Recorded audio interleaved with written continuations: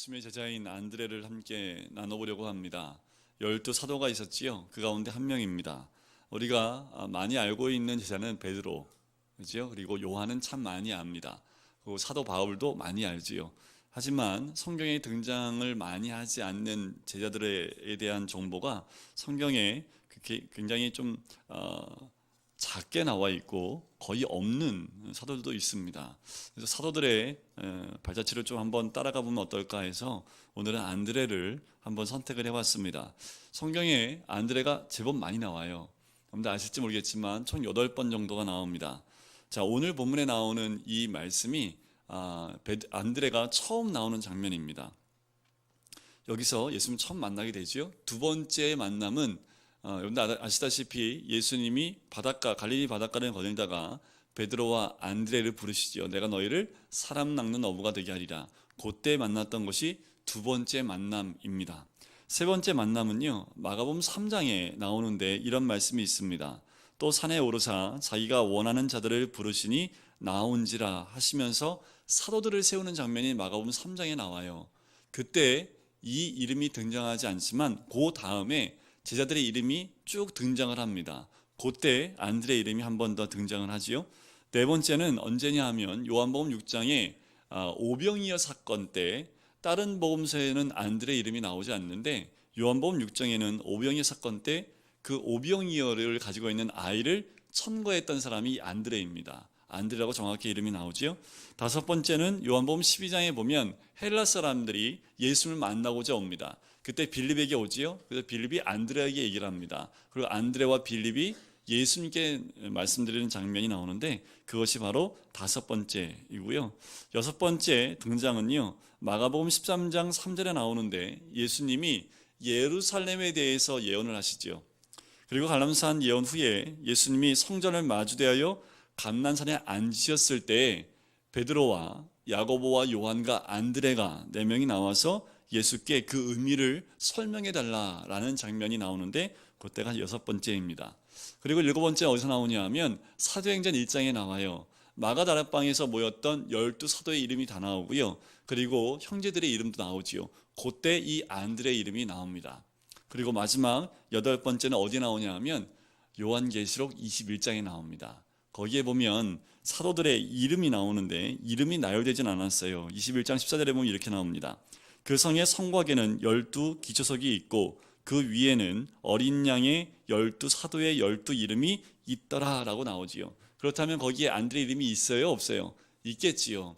안드레가 이렇게 성경에 8번 정도 언급되어져 나오고 있습니다. 안드레가 어떤 사람인지, 안드레의 아버지의 이름이 뭔지 아십니까? 성경 퀴즈. 자, 안드레의 아버지 안드레는 누구 동생이에요? 베드로의 아버지 이름 뭐예요? 요한의 아들 시모나. 그죠? 그러면 안드레의 아버지 이름은 뭐예요? 요한입니다. 요한. 요나라고도 하고요. 요한이라고도 보통 얘기를 하죠. 시몬을 보니까 시몬의 아버지 이름이 나오죠. 그래서 안드레의 아버지 이름도 요한이라고 추측할 수 있는데, 참 이것을 보면 안드레가 나올 때 보면 항상 단독적으로 소개되는 경우가 별로 없어요.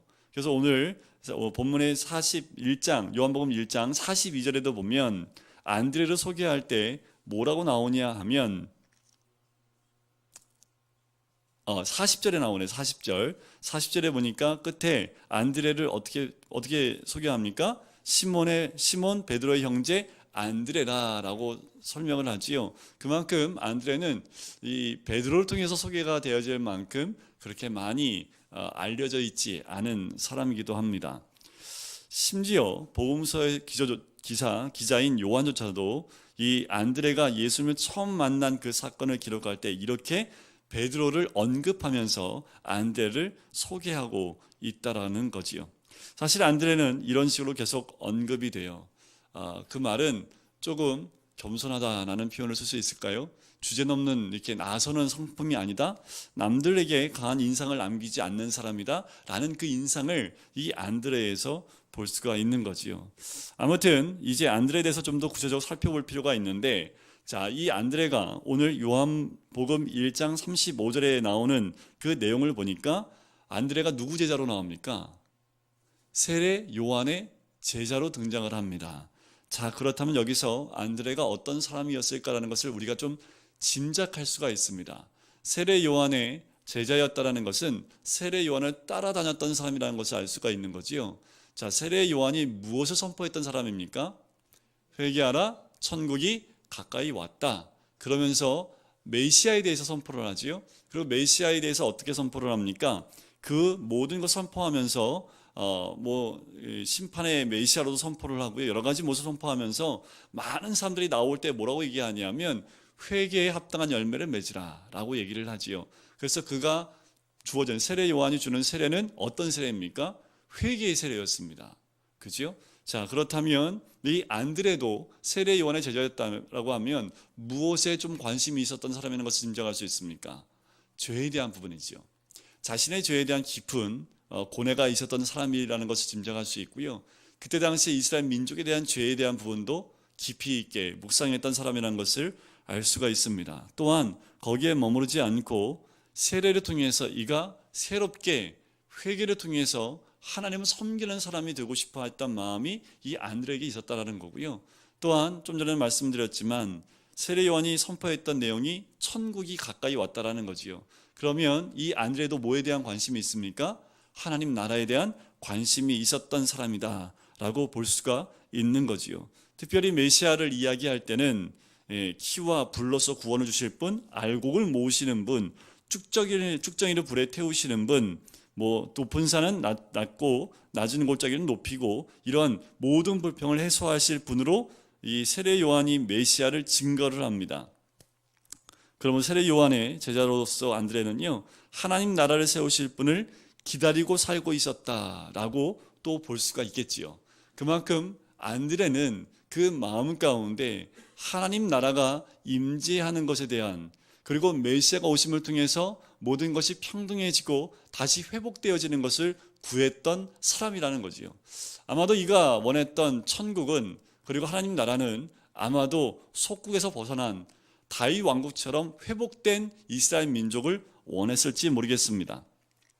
또한 이에 대해서 알 수 있는 또 하나의 모습은 뭐냐면 이 안드레가 누구하고 좀 많이 놀았는지 친구를 보면 알 수 있는 거죠. 그죠? 누구하고 주로 놀았나요? 이 안드레가 일단 세례 요한하고 주로 놀았잖아요. 그죠? 스승이 세례 요한이니까. 그리고 주로 나오는 게 누구예요? 빌립이 또 친구로 나옵니다. 근데 빌립도 존재가 별로 성경에서 많이 등장하지 않아요. 또 형제였기 때문에 제일 먼저 찾아갔던 베드로, 아마도 베드로가 이 형제였기 때문에 노는 물이 그 물이 아니었을까라는 거지요. 그 성격도 만만치 않았다는 것을 알 수 있습니다. 왜냐하면 그 안드레라는 그 이름을 보면요, 안드레아스라는 말인데 남자다운이라는 뜻을 갖고 있습니다. 그러니까 이 이름을 지어줬다는 얘기는 뭡니까? 그 부모가 어떤 기대감을 갖고 있는 거예요? 좀 남자스럽게, 남성스럽게 좀 자라기를 원하는 그 마음으로 이 이름을 주었다라고 볼 수가 있는 거지요. 그럴 가능성이 좀 높겠지요.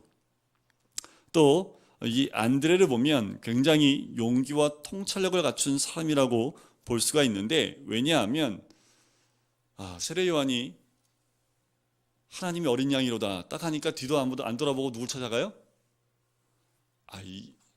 내 제자인데 대단한 분이야 그랬더니 날 배신하고 확 가버려요. 자, 세례 요한한테는 배신이 아니었겠지요, 그죠? 그런데 이 안드레는 세례 요한이 말하는 그 언급하는 말이 무엇인지 정확히 알았고 결단할 수 있었고 통찰력을 갖췄던 인물이라는 것을 알 수가 있는 거지요. 그래서 예수님이 뭐라고 질문을 합니까?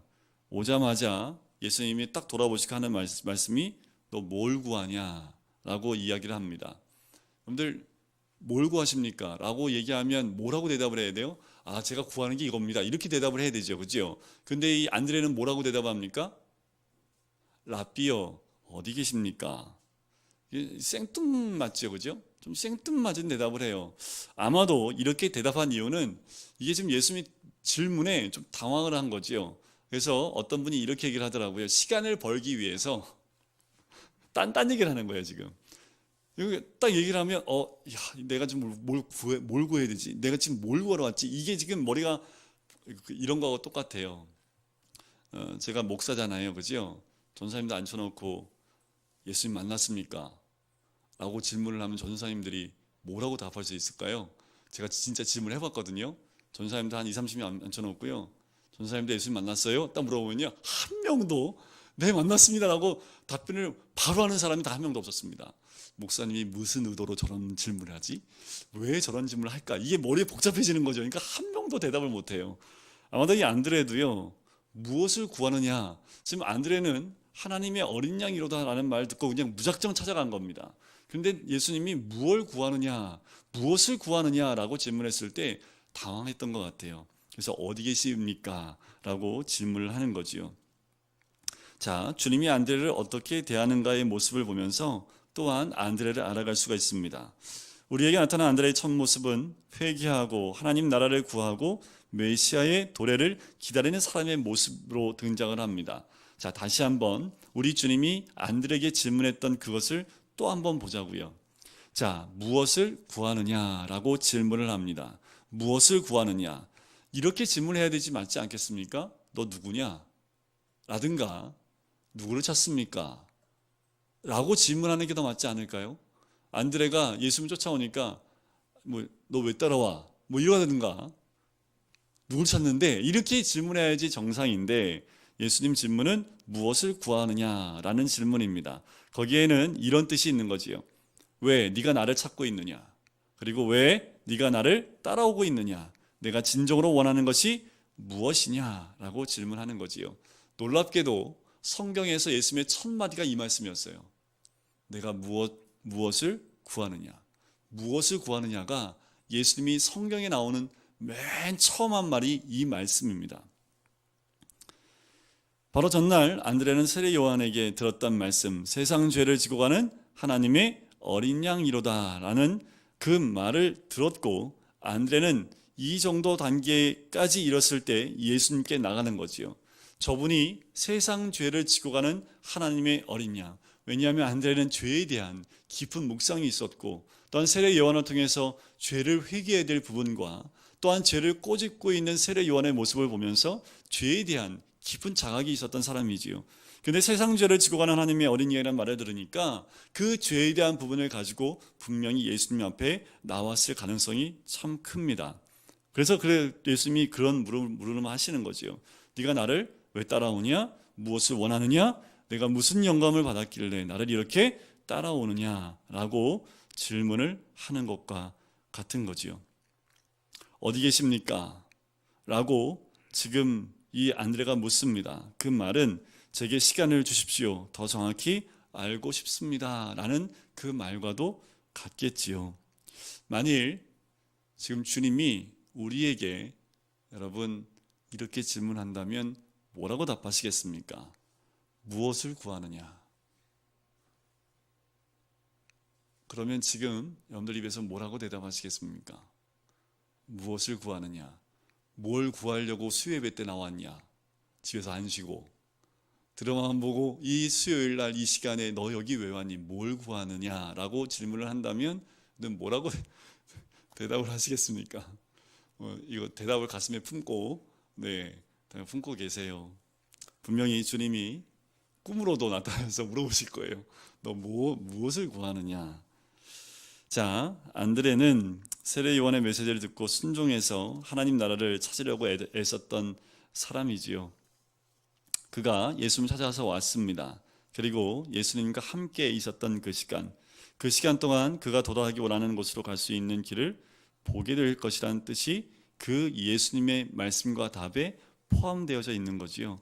자, 보시면 언제 만나서 언제까지 있었냐 하면 39절 끝에 보니까 그날 함께 거하니 때가 10시쯤 되었더라 라고 얘기를 합니다. 요한복음에 나오는 시간은 두 가지 시간이 혼용돼서 나옵니다. 히브리식, 유대식 시간과 로마식 시간이 혼용돼 나오는데요. 로마식 시간은 지금의 시간과 똑같고 유대식 시간은 지금의 시간과 다릅니다. 11시쯤이라고 하는데 11시를 유대 시간으로 환산을 하면 오후 4시가 됩니다. 그런데 이것을 그냥 로마식 시간으로 보면 오전 11시가 되는 거지요. 그런데 대부분 학자들을 이 시간은 유대식 시간으로 봐요. 그러니까 오후 4시쯤 예수님 만나는 거지요. 보통 이들이 그 일하는 시간이요, 보통 11시, 그러니까 10시쯤 만났으니까 11시나 12시, 그러니까 오후 5시나 6시쯤 되면 일이 마감이 됩니다. 그거 다 집으로 돌아가요. 그런데 그때 만났으니까 짧으면 1시간, 길면 2시간 정도 예수님 만났다라는 것을 알 수가 있습니다. 그런데 여기에 뭐가 안 나와 있냐 하면 무슨 대화를 했는지가 안 나와요. 그죠? 여기에 안드레와 예수님이 어떤 대화를 했는지를 알 방법이 없습니다. 자, 그런데 이 대화를 하고 난 다음에 그 다음에 이 안드레가 제일 먼저 찾아가서 만난 사람이 누구냐 하면 41절에 보니까 자기 형제 시몬을 찾아가서 말하지요. 자, 제일 먼저 찾아가는 사람이 자기 형을 찾아갑니다. 그래서 뭐라고 얘기합니까? 우리가 메시아를 만났다라는 거지요. 그러면 우리가 한 가지 짐작할 것이 있습니다. 이 짧은 시간 예수를 만났을 때 그 대화 내용은 뭐예요? 이분이 메시아라는 것을 확실히 알만한 대화를 했다라는 거지요. 메시아는 무엇을 의미합니까? 구세주이지요. 그리스도입니다. 이 안드레는 예수님이 그리스도라는 것을 정확히 알고 그리고 베드로에게 와서 이야기를 합니다. 우리가 그리스도를 만났다, 메시아를 만났다라고 이야기를 하는 거지요. 무엇을 통해서 그렇게 알 수 있었을까? 어떤 대화를 하셨을까라는 거지요. 아마도 제 생각에는 이 안드레가 갖고 있었던 죄에 대한 문제, 또 하나님 나라에 대한 부분들, 그리고 또 한 가지가 있다면 세상 죄를 지고 하는 하나님의 어린 양이라고 하셨는데 이것이 과연 무슨 뜻입니까? 라는 질문도 하지 않았을까라는 생각이 들어요. 여러분들 어떻습니까? 예수를 만난다면 어떤 대화를 하시겠습니까? 아니, 지금 우리 모두는 예수님을 메시아로 믿고 있습니다. 우리의 구세주로 믿고 있지요. 그지요? 자, 하지만 이 안드레는 몇 마디 대화를 통해서 이가 메시아라는 것을 깨닫게 됩니다. 우리는 66권 말씀이 있기에 예수님이 메시아인 것을 알 수 있지만 이 안드레는 알 수가 없는 거지요. 하지만 예수님과의 직접적인 대화를 통해서 안드레가 바로 예수님이야말로 참다운 메시아라는 것을 이 형제 베드로에게 전했다라는 겁니다. 그래서 성경에서 나오는요, 최초의 전도자입니다.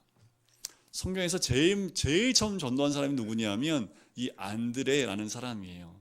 메시아를 만나고 난 다음에 제일 먼저 누구를 전도했습니까? 자기 형을 전도했다라는 거지요. 제일 어려운 전도가 누군지 아시죠? 가족 전도입니다. 가족 전도. 그래서 어떤 글을 보니까 저희 그분의 이름을 제가 기억은 안 나는데 컴패션이라는 그 단체를 아십니까?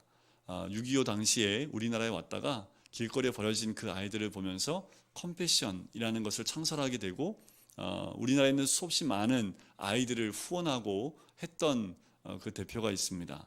그런데 이 사람 말년에 굉장히 힘들게 우울증 가운데 말년을 보냈대요. 그 이유가 뭐냐면 그분의 딸이 자살을 했답니다. 그분은 자기가 살아있으면서 수없이 많은 고아들을 먹이고 많은 고아들을 죽게 돌아오게 하는 굉장히 큰 일을 하셨는데 마지막 순간에 자기 딸을 구원하지 못했던 것 때문에 그 자괴감 때문에 깊은 우울증에서 말년을 보냈다는 얘기가 있어요. 그만큼 가족을 전도하는 것이 쉽지 않습니다. 근데 안드레는 메시아를 만나자마자 제일 먼저 누구한테 달려와요? 형한테 달려옵니다. 그 형을 데리고 누구한테 갑니까? 예수님한테 데리고 가는 거지요. 자, 여러분들, 내 가족을 데리고 예수님 앞에 데리고 나오는 것, 또 모시고 나오는 것 참 쉽지가 않지요. 그래서 이번 주 제가 지난 주일날 하려고 했던 것이 가족들 다 모시고 나오세요. 거기에 묻혀서 한번 나오면 교회를 한번 밟는 거니까 그런 마음으로 이 행사를 준비했던 거고요. 그런데 그만큼 형제들한테 가서 복음을 전하는 것 쉽지는 않습니다. 하지만 안드레는 제일 먼저 그것을 했고 복음을 전했던 사람이 안드레라는 사람이지요.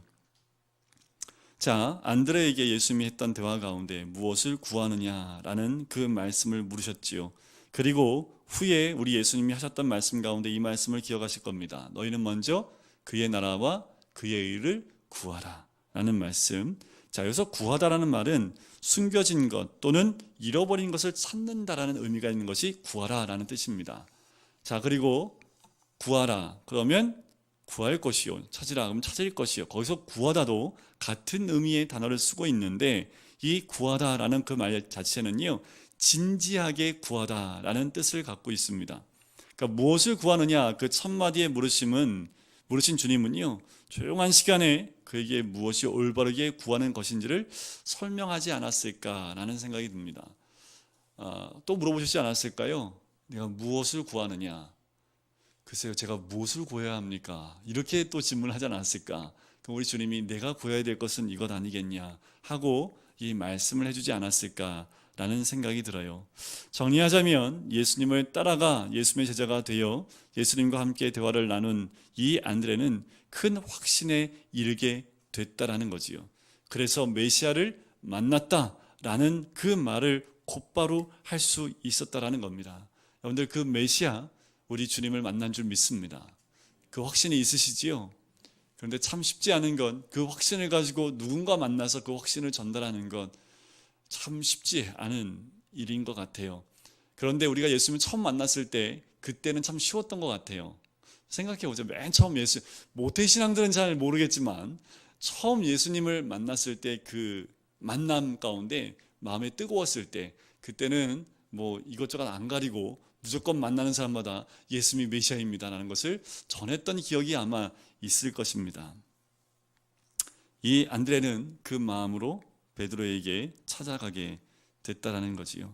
이 안드레는 계속해서 예수님과 함께 사도 역할을 감당하면서 하나님 나라를 세워나가는 역할을 해요. 아까도 오병이어 사건을 보셨잖아요. 요한복음에는 이 오병이어 사건을 통해서 빌립이 먼저 뭐라고 얘기하냐면, 얼추 여기 앉아있는 사람들 남자만 5천 명이니까 애들과 여자들 그리고 어르신들까지 다 포함하면 대략 한 2만 명, 그래서 1인당 한 끼 식사를 계산해 보니까 대략 300데나리온이나 되는 돈이 필요합니다. 그러니까 이 성인 한 명이 1년 동안 돈을 벌어야 될 만큼의 돈이 필요하니까 어떻게 하라고요? 빨리 돌려보내라고요. 돈 없으니까. 그죠? 빌립은 계산이, 그러니까 그 사람은 아마 수학적 재능이 특별했던 사람인 것 같고요. 안드레는 그 와중에 누굴 찾았습니까? 뭐 먹을 거 갖고 있는 사람 없을까? 근데 한 아이가 먹을 만한 양식 오병이어를 갖고 있는 것을 알아요. 그래서 데리고 옵니다. 그리고 그것을 주님 앞에 얘기하면서 뭐라고 합니까? 이렇게 얘기합니다. 그러나 그것이 이 많은 사람에게 얼마나 되겠사옵나이까. 하지만 안드레의 이 작은 순종과 또한 작은 섬김을 통해서 어떻게 됩니까? 5천 명이 넘는 사람이 먹고 배불리 먹고 12바구니가 남았다라는 거지요. 안드레는 이렇게 자기가 의도하지 않았던 그 모습 통해서 천국을 경험하는 그 역할을 감당하게 됩니다. 헬라인이 찾아왔을 때에도 예수님께 헬라인들을 모시고 또한 데리고 와서 예수님을 소개했던 사람이 또한 안드레 그 사람이라는 거지요. 역사 속에서 나타난 안드레의 마지막 모습은 사도행전 1장에 나오는 것이 마지막 모습입니다. 그때 성령이 불처럼 임하지요. 그때 베드로가 일어나서 설교를 할 때 한 번에 3,000명이 죽게 돌아오는 역사를 경험하게 됩니다. 또한 한 2장 뒤에 또 한 번 설교했을 때 5,000명이 죽게 돌아오는 역사를 경험하게 되지요. 안드레는 어디 있었을까요? 그 한가운데 있었지요. 성령의 충만함을 받아서 사도들은 예루살렘 중심으로 복음을 전하기 시작을 합니다. 거기에 나왔던 안드레의 모습이 마지막입니다. 그래서 제가 한번 찾아봤어요. 안드레가 어떻게 순교했을까? 안드레 이외에도 12사도가 성경에 나와 있는 순교를 한 사람은요, 딱 한 명밖에 없습니다. 야고보. 그는 목이 베어서 죽임을 당하는 장면이 사도행전 12장에 등장을 하지요. 그 외의 사도들은 어떻게 죽어 있는지 성경에 나와 있지 않아요. 그래서 야사처럼 그들이 선교했던 부분들이 이곳저곳에 기록이 되어져 있습니다. 그런데 이 사도들의 그 행적을 적어놓은 걸 보면 조금, 죄송합니다, 뻥튀기가 좀 많아요. 그러니까 이적적인 걸 너무 많이 적어놨어요. 그래서 그걸 다 빼고 적어놨던 어떤 분의 글을 보니까 안드레의 사도의 최후의 모습, 여러분들 러시아 쪽에 가면 이 안드레를 성자로 모시고 있습니다. 그 이유가 뭘까요? 러시아 쪽에 복음을 전한 사람이 누구라는 걸 알 수 있어요? 안드레라는 것을 알 수 있습니다. 그리고 이 안드레가 마지막, 그러니까 그 러시아 쪽에 가서 죽임을 당했다는 얘기가 있어요. 돌에 돌에 맞아 죽어가는 안드레를 십자가에 못 박아 죽였다라는 그 얘기도 있고요. 근데 그 얘기는 신빙성이 좀 없다고 봅니다. 그가 마게도니아로 다시 내려와서 마게도니아 지역에서 러시아로 통해 가는 그 길목 가운데 있는 한 도시에서 이가 복음을 전하다가 죽임을 당하는데, 어떻게 죽임을 당하냐 하면 그 지역을 다스리는 총독이 아내가 있는데요. 아내가 이 안드레 때문에 예수를 믿게 돼요. 그래서 이 총독이 뚜껑이 열립니다. 그래서 안드레를 잡아요. 그래서 안드레를 신문을 합니다. 부정하게끔, 이 그리스도를 부인하게끔. 그랬더니 이 안드레가 되려 총독을 설득을 하면서 복음을 전하기 시작을 해요. 그래서 이 총독이 이 안드레를 죽이는데 어떻게 죽이냐 하면 X자 십자가 있습니다. 십자가 모형이요. 이런 십자가, 예수님 십자가 못 박히신 이 모형이 있고요. T자형 십자가가 있고요. X자형 십자가, 이건 십자가라고 볼 수 없지만 X자형으로 하는 십자가에 달리는 그 처형 방법이 있습니다. 이 안드레가 이 X자 모양의 십자가에 죽임을 당하는데, 그래서 X자 십자가를 안드레의 십자가라고도 보통 별명이 붙어져 있대요. 어떻게 죽이냐면 가장 고통스럽게 죽이기 위해서 그 나무에 못을 박지 않습니다. 안드레를 나무에 묶어요. 가죽끈으로 묶어서 그냥 달아놓습니다. 이 십자가에 달리기 전에는 항상 매질을 하게 되잖아요. 그러니까 예수님도 매질을 당했듯이 안드레도 매질을 당합니다. 그리고 안드레가 그냥 그 십자가의 노끈으로, 가죽끈으로 묶임을 받아요. 그러니까 잘 죽지 못하겠지요. 그러니까 서서히 죽게 만들기 위해서, 고통을 극하게 하기 위해서 나무에 못 박질 않습니다. 그 못 박혀 있는 그 순간에도 안드레는 예수님께 기도를 합니다. 영광스러운 죽음에 감사를 드리고 살려달라는 말을 단 한마디도 하지 않았다고 하더라고요. 안드레와 함께 안드레를 추종했던 많은 그리스도인들이 총독에 찾아가서 살려달라고 애걸복걸 하는데 끝까지 그 청을 들어주지 않습니다. 오히려 자기 앞에 온 그 많은 그리스도인들을 향해서 안드레가 얘기를 해요. 내가 오늘 영광스럽게 주님 앞에 간다. 내가 그리스도가 죽으신 그 십자가에 내가 이렇게 매달려 죽을 수 있다는 거 하나님의 큰 영광이다 하면서 안드레는 거기서 숨을 거두게 됩니다. 안드레의 마지막, 그렇게 비참한 모습이었지만 안드레는 그 비참한 모습을 그리스도를 닮은 죽음이었다라고 스스로 고백을 하면서 하나님께 영광 올려드리면서 마지막을 보냈던, 마지막을 그 생명을 놓았던 안드레의 모습이 지금 증거로 내려오고 있어요. 여러 가지 이야기들이 있지만 그 안드레의 마지막 모습은 결국 십자가에 죽임을 당하는 순교한 모습으로 끝나게 되지요. 안드레 돌아보면서 우리가 한 가지만 더 봤으면 좋겠습니다. 예수님의 첫 제자가 누구입니까? 수제자 말고 첫 번째 제자 안드레라는 걸 우리가 기억해야겠지요. 예수님도 부르기 전에 예수님을 알아보고 찾아갔던 제자 안드레입니다. 그것을 우리가 꼭 기억하셔야지요. 다른 제자들은 예수님이 직접 불렀습니다. 하지만 안드레는 예수님이 메시아임을 알고 직접 두 발로 찾아가서 예수님이 메시아임을 만천에 드러났던 사람이라는 것, 그것을 우리가 알고 있어야 될 것 같고요. 또 하나는 예수님이 가장 원하시는 사람은 자기를 드러내지 않으면서도 강인한 사람이라는 것. 그래서 안드레는 성경이 많이 드러나지 않습니다. 늘 베드로 뒤에 가려져 있는 안드레의 모습을 볼 수가 있는 거지요. 지금도 주님은 이 안드레와 같이 드러나지 않지만 뒤에 있지만 믿음에 있어서는 강한 모습을 보이는 그 안드레 사도와 같은 사람을 지금도 주님 우리를 찾고 있지 않은가라는 생각을 해보게 됩니다. 그것이 진리라면 뒤돌아보지 않고 진리 가운데 나가는 안드레, 그리고 그분이 메시아라고 한다면 그 메시아를 찾아가는데 주저하지 않았던 그 안드레 사도의 모습, 마지막 죽는 그 순간에도, 고통 가운데 죽는 그 순간에도 하나님께 영광 올렸던 그 안드레의 모습, 그 모습을 보면서 우리에게도 지금 주님이 뭐라고 질문을 하실까? 그거지요. 네가 무엇을 구하느냐?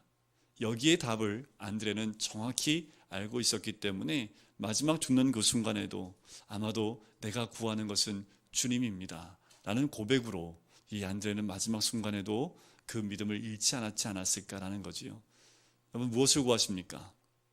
여기에 정확한 답이 있으셔야지 삶의 고난이 오거나 아픔이 올 때 흔들리지 않는 믿음을 가질 수 있습니다. 무엇을 구하십니까? 우리 주님이 우리에게 주시는 질문입니다. 참 기도하겠습니다.